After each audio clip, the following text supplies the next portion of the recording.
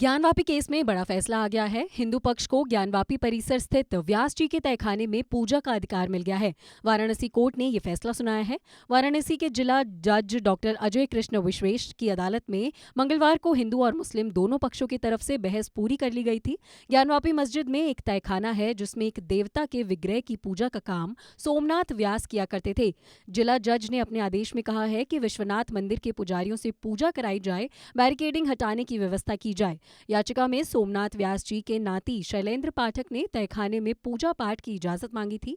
17 जनवरी को व्यास जी के तहखाने को जिला प्रशासन ने कोर्ट के आदेश से अपने नियंत्रण में ले लिया था। एएसआई सर्वे कार्रवाई के दौरान तहखाने की साफ सफाई हुई थी। बता दें कि वाराणसी की जिला अदालत के जज ने कहा है कि जो व्यास जी का तहखाना है अब उसके कस्टोडियन वाराणसी के जिला मजिस्ट्रेट हो गए हैं। इसीलिए विश्वनाथ मंदिर के जो पुजारी हैं वो उस तहखाने के साफ सफाई करवाएंगे।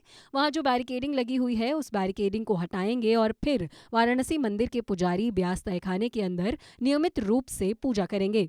वाराणसी कोर्ट ने हिंदू पक्ष और मस्जिद पक्ष की तरफ से इंतजामिया कमेटी के बहस पहले ही सुन ली थी। आज दोपहर बाद जैसे ही कोर्ट बैठी सबसे पहले उन्होंने फैसला सुनाया कि 1993 तक जो पूजा हो रही थी ज्ञानवापी परिसर में व्यास जी के तहखाने की, उसमें पूजा करने का जो अधिकार मांगा गया था उस अधिकार को उन्होंने हिंदू पक्ष को दे दिया है।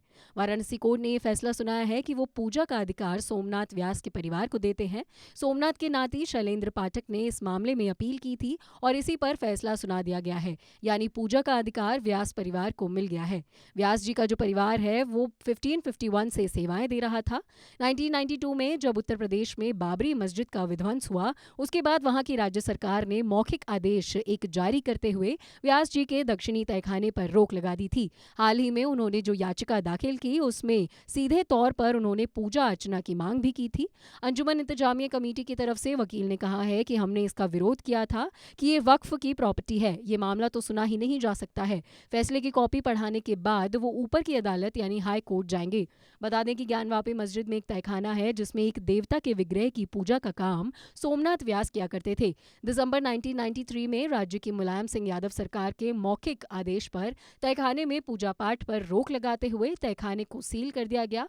बाद में इसकी बैरिकेडिंग भी कर दी गई। व्यास जी यानी सोमनाथ व्यास ने अपने दो साथियों रामरंग शर्मा और हरिहर पांडे के साथ मिलकर ज्ञानवापी परिसर में संख्या 9130, 1931 और 1932 के अधिकारी संबंधी याचिका डाली थी।